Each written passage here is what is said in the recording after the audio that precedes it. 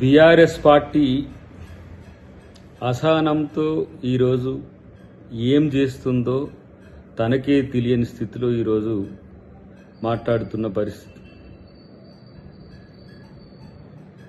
రేవతి, తన్వి వీళ్ళిద్దరిని పరామర్శిస్తూ కేటీఆర్ మాట్లాడుతున్న మాటలు వాళ్ళిద్దరిని తనే ప్రోత్సహించిండా అన్నట్టుగా కనిపిస్తున్న పరిస్థితి. వాళ్ళిద్దరు కూడా ఆడబిడ్డలే. వాళ్ళ ఇంట్లో వాళ్ళు చేసిన వీడియోలు చూపించమనండి. పబ్లిక్ డొమైన్లో పెట్టే ముందు వాళ్ళ ఇంట్లో కుటుంబ సభ్యులకు వాళ్ళు పెడుతున్న వీడియోలు ఒకసారి చూపించమని చెప్పింది. ఇదే మీరు సభ్య సమాజానికి ఇస్తున్న మెసేజ్ అనేది తెలుస్తుంది ఇప్పుడు.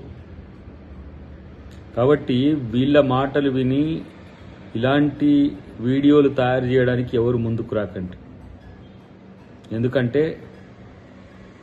విమర్శ, అశ్లీలము, బూతు వీటికి తేడా ఉంటుంది. జర్నలిజానికి ఇలాంటి వాటికి కూడా చాలా తేడా ఉంటుంది. ఎవరినో కాపాడడానికి మీ పరువు తీసుకునే ప్రయత్నం చేయకండి. జర్నలిజం అంటే దాని విలువలంటే ఏంటో కాంగ్రెస్ పార్టీకి చాలా తెలుసు. కాంగ్రెస్ పార్టీకి తెలిసినట్టుగా ఎవరికి తెలియదు. గతంలో ఇదే రేవతి గారిని టీఆర్ఎస్ ప్రభుత్వం ఎస్సీ ఎస్టీ అట్రాసిటీ కేసు పెట్టినప్పుడు కూడా మేమే మాట్లాడినాం. మీ వ్యక్తిగత జీవితాల్లో మీ యొక్క వ్యాపార ప్రయోజనాల కోసము సమాజంలో అశ్లీలతను పెంచే ప్రయత్నం చేస్తే అది సమాజానికి మంచిది కాదు. ముఖ్యంగా కేటీఆర్ మాట్లాడుతున్నప్పుడు నేను వింటున్నా, అదే మన కుటుంబ సభ్యుల్లో మన తోడబుట్టులను, మన అమ్మలను, మన పిల్లలను అంటున్నప్పుడు మీకు తెలుస్తుంది. అప్పుడు రేపు ఇటు వచ్చింది అటు రాకపోవడం కాదు.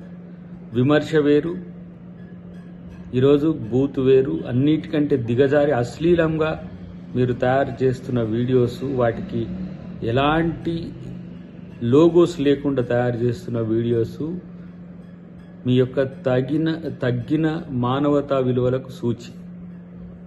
కాబట్టి ఇలాంటి ప్రయత్నాలు ఎవరు చేయకుండా రియల్ జర్నలిజం చేయండి. కాంగ్రెస్ పార్టీని విమర్శించండి. కాంగ్రెస్ పార్టీ పట్ల, విధానాల పట్ల మీ యొక్క ఉద్దేశాలను చెప్పండి. అన్నిటికి మించి రేవంత్ రెడ్డి గారు ఏ విధంగా ప్రభుత్వాన్ని నడుపుతారో దాని మీద సీరియస్గా కామెంట్స్ పెట్టండి. దాన్ని ఎవరు కాదంటలేరు. మొన్నటిదానిక ఎవరు టీవీలు వాళ్ళు పెట్టుకొని వాళ్ళ యొక్క డబ్బా కొట్టుకునే చరిత్ర ఉండేది. అటు తర్వాత కొన్ని పార్టీలకు మద్దతు చెప్పేది, కొంతమంది వ్యక్తులకు మద్దతు చెప్పే వ్యవస్థ ఉండేది. ప్రభుత్వం యొక్క పనితీరును ప్రశ్నించేందుకే ఫోర్త్ ఎస్టేట్ ఉంది. కానీ అవన్నీ పక్కన పెట్టి వ్యక్తిగతంగా నాయకులను, వాళ్ళ యొక్క కుటుంబ సభ్యులను బూతు అశ్లీలంతో రెచ్చిపోయే స్థితికి జర్నలిజం దిగజారిందా అని అంటే కాదు. జర్నలిస్టిక్ వాల్యూస్ ఇప్పటికీ ఉన్నాయి. జర్నలిస్టులు ఇలాంటి పనులు చేయరు. ఇది ఒక రకంగా సభ్య సమాజాన్ని మరో తీరుగా, మరో రీతిగా అవమానించడమే.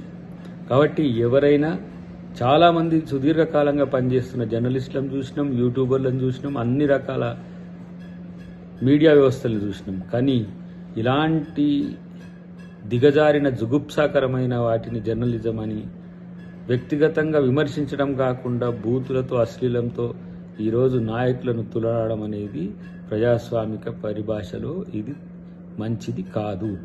ఇది వారికి కూడా ఇబ్బందికరమైన పరిస్థితులు వస్తాయని చెప్పి తెలియజేస్తూ విలువలను పాటించే దిశగా ఉండాలని కోరుకుంటున్నాం.